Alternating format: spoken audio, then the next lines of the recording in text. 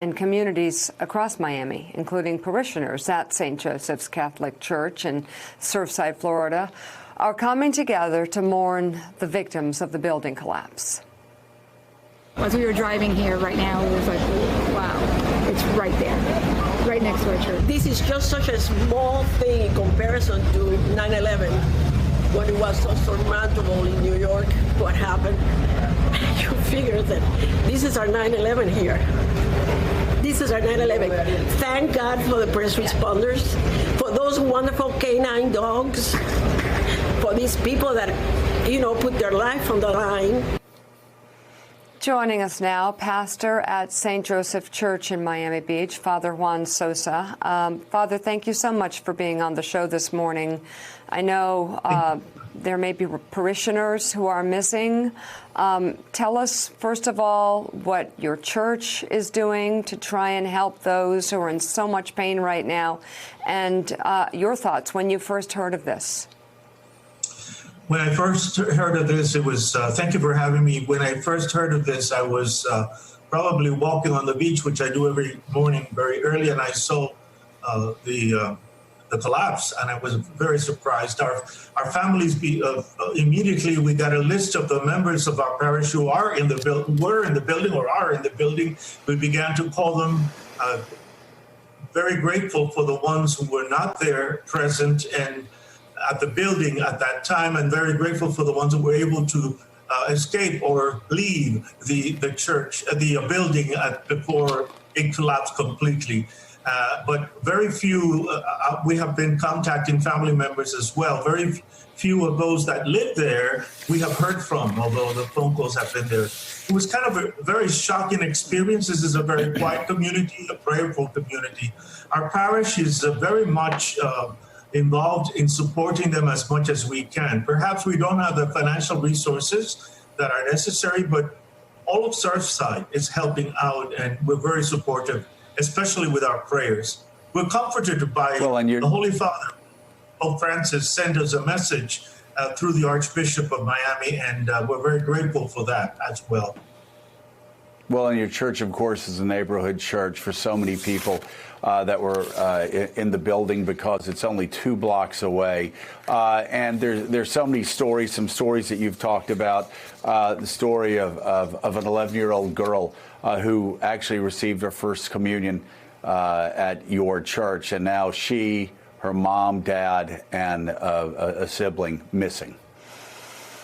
Yes, I think there's also a couple that got married here and that was visiting, but we have to confirm that. But this particular family, yes, we know the girl received First Communion 2 years ago.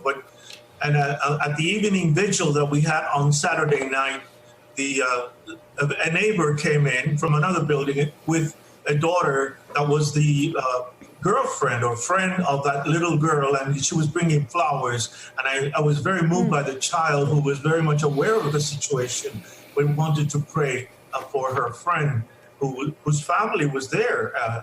They were companions in the First Communion class, and so therefore they knew each other very well. But there's other cases of daily communicants as well. People used to come to daily mass here in the morning and on Sundays, and the family that was able to get out was able to identify it as well, those neighbors and those people that share the same faith here.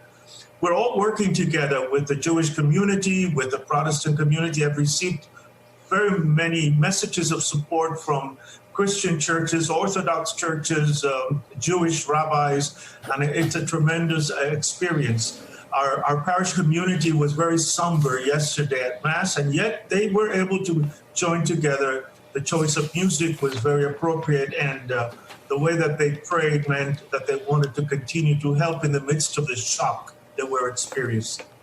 Father, there's been a lot of discussion about the remarkable diversity of the people who lived in that building, diversity of faith, as you just said. Also, Miami, of course, such a capital for those who've come from South America to the United States. That building, your community, your church reflects that. Can you just talk to us a little bit about the vibrancy of the neighborhood, of those who lived in that building, and also what people who have been watching at home now for days and horrified and saddened by what they've witnessed, how they can help? I think the best way to help is through Catholic Charities of the Archdiocese, as well as through the center here. And the mayor of Surfside, by the way, is Catholic, but is very open to all groups. The diversity of the people is also in the cultural backgrounds of those who are living and residing in those buildings. I did mention yesterday the families that we know are registered in the parish, but we used to get a lot of visitors from all over South America, Europe, including one from Australia that used to come and visit us. I don't think they're there, but the fact is our parish is open to everyone, and one of the key components of our community is the openness and diversity to all those who want to come to worship with us. Ways of helping, I think, is through the center of the city of Surfside, as well as through Catholic Charities. All right, Father Juan Sosa, thank you very, very much. And thank you for being so supportive to the Surfside community.